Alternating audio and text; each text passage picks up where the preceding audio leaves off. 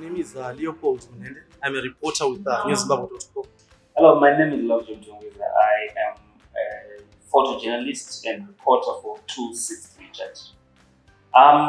What I think when I hear about press freedom is a world and probably a country. Let me start at home, a country where, as a journalist, I'm able to practice my journalism without fear of retribution from anyone, where the law protects me to do my job, where even if I stumble upon something that is considered dangerous, I'm able to bring out to the public without fear of being arrested, without fear of being attacked by state security agents or anyone else who might find it very damning. Okay, my name is Sidney Kawaza, and when I hear about the Press Freedom Day, I think it is a day where we as journalists have to reflect on some of our achievements and the kind of pitfalls we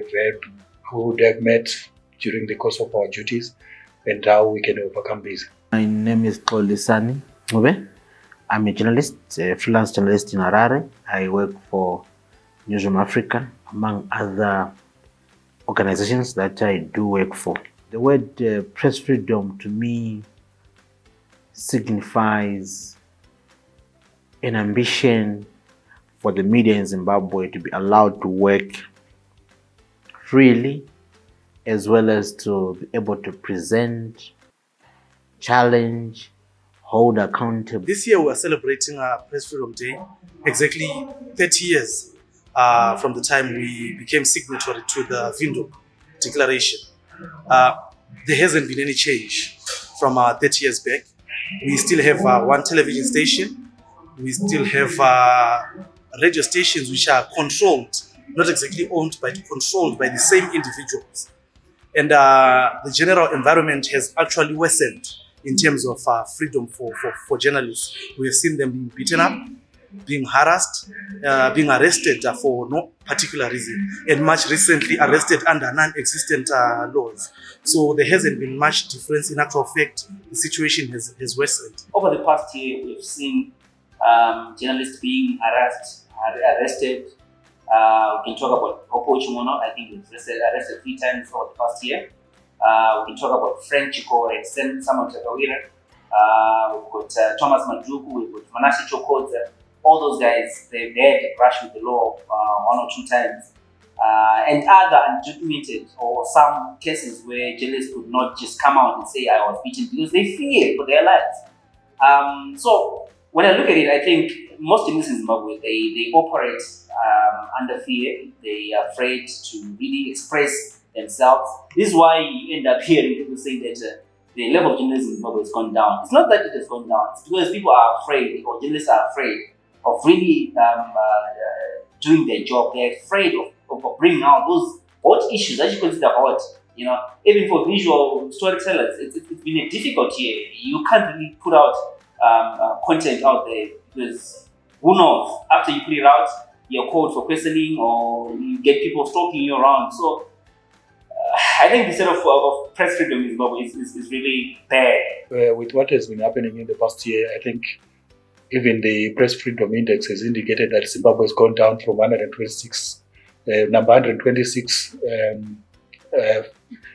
being rated among other countries to 130. And this is because of what has been happening, and the cases of journalists being arrested during the course of their duties, cases of Opo Chimono and others. And I think whilst there have been some improvements, there are serious concerns which could be raised about the state of press freedom in Zimbabwe. Well, it's unfortunate that the state of the media in Zimbabwe, press freedom, is so pathetic, to say the least. We have seen a continuation of media being targeted as opposition. We have seen an attempt by the authorities to try and regulate how the media project government programs, how the media interrogate government stakeholders, how the media interacts with these stakeholders. We have seen a continuation or probably a worsening situation of media harassments, lawsuits that probably are unnecessary and warranted.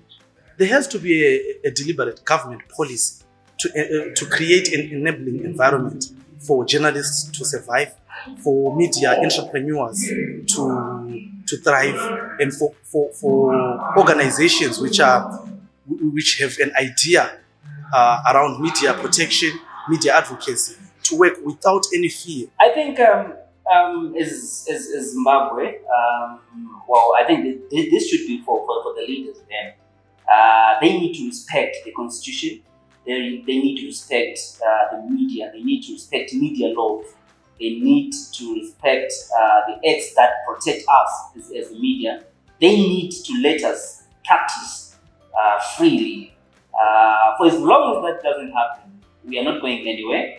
The best way forward is to build on the positives that we have achieved over the years.